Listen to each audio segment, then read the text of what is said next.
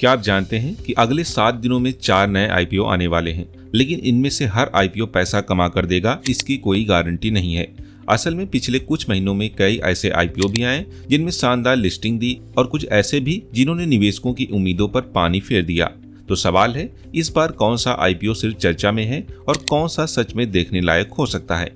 आज की वीडियो के आखिर तक हम चारों आईपीओ को आसान भाषा में समझेंगे और अंत में आपको बताऊंगा एक ऐसा फार्मूला जिससे भविष्य में किसी भी आईपीओ को खुद एनालाइज कर पाएंगे। तो चलिए शुरू करते हैं। नमस्कार दोस्तों, मैं हूं सौरभ और आप देख रहे हैं एसेट वर्ल्ड। अगर आप फाइनेंस को आसान भाषा में समझना चाहते हैं तो चैनल को सब्सक्राइब जरूर कर लीजिए। तो सबसे पहला सवाल है, आखिर कुसुमगर इतना चर्चा में क्यों रही है? क्या सिर्फ इसलिए कि इसका आईपीओ करीब 650 करोड़ रुपए का है? तो जवाब है नहीं। असली वजह इसका बिजनेस है। यह एक ऐसे इंजीनियर्ड फैब्रिक्स बनाती है जो सामान्य कपड़ों की तरह नहीं होते। इसका इस्तेमाल डिफेंस और एरोस्पेस में किया जाता है, यानी कंपनी ऐसे सेक्टर में काम करती है जहां एंट्री आसान नहीं होती है। लेकिन क्या इतना जान लेना ही अप्लाई करने के लिए काफी है? तो इसका जवाब है बिल्कुल नहीं। एक बात और है जो आपको जाननी चाहिए, यह आईपीओ ऑफर फॉर सेल है, यानी जो पैसा आएगा उसका बड़ा हिस्सा मौजूदा शेयर धारकों के पास जाएगा, सीधे कंपनी के विस्तार में नहीं लगेगा।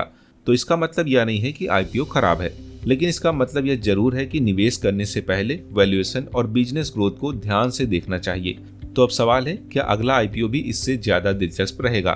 तो चलिए देखते हैं। अगर कोई आईपीओ छोटा है तो क्या उसमें कम मौका होता है? तो ज्यादातर लोग यही सोचते हैं, लेकिन हमेशा ऐसा नहीं होता। डेवसन कैटालिस्ट एक एसएमई आईपीओ है। इसका आकार लगभग 42 करोड़ रुपए का है। कंपनी इंडस्ट्रियल कैटालिस्ट बनाती है जिसका उपयोग केमिकल और रिफाइनरी इंडस्ट्रीज में होता है। आईपीओ से मिलने वाला पैसा मैन्युफैक्चरिंग एक्सपेंशन और वर्किंग कैपिटल में लगाया जाना प्रस्तावित है। लेकिन यहाँ एक कैच है, एसएमई आईपीओ में अक्सर लिक्विडिटी कम होती है। मतलब अगर लिस्टिंग के बाद अचानक बेचने की जरूरत पड़े तो खरीदार मिलना हमेशा आसान नहीं होता। यही वजह है कि एसएमई आईपीओ में रिटर्न का बड़ा मौका हो सकता है, लेकिन रिस्क भी उतना ही बड़ा होता है। तो क्या तीसरा आईपीओ इससे भी ज्यादा मजबूत दिखता है? तो आइए देखते हैं। हैप्पी स्टील्स नाम सुनकर लग सकता है यह सिर्फ एक स्टील कंपनी होगी, लेकिन कहानी यहाँ पर थोड़ी सी अलग है। हैप्पी स्टील्स सीधे ऑटोमोबाइल, ईवी और डिफेंस सप्लाई चेन के लिए प्रिसीजन मेटल कंपोनेंट्स बनाती है।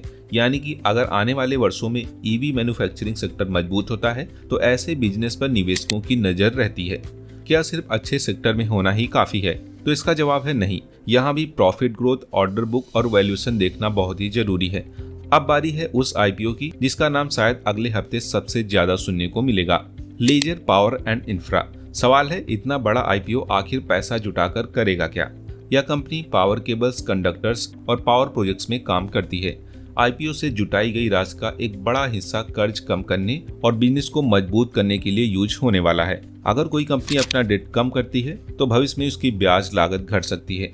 लेकिन यहाँ पर ध्यान रखिए, यह सिर्फ एक पॉजिटिव संकेत हो सकता है, निवेश का कारण नहीं है। अंतिम फैसला आपको फाइनेंशियल, वैल्यूएशन और रिस्क फैक्टर को देखकर ही लेना है।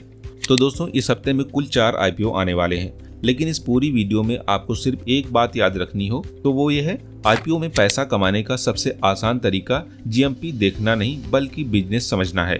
अब मुझे कमेंट कर बताइए, अगर आपको इन चारों में से सिर्फ एक आईपीओ चुनना पड़े तो आप किसे चुनेंगे और क्यों? अगली वीडियो में मिलते हैं, तब तक सीखते रहिए और समझदारी से निवेश कीजिए।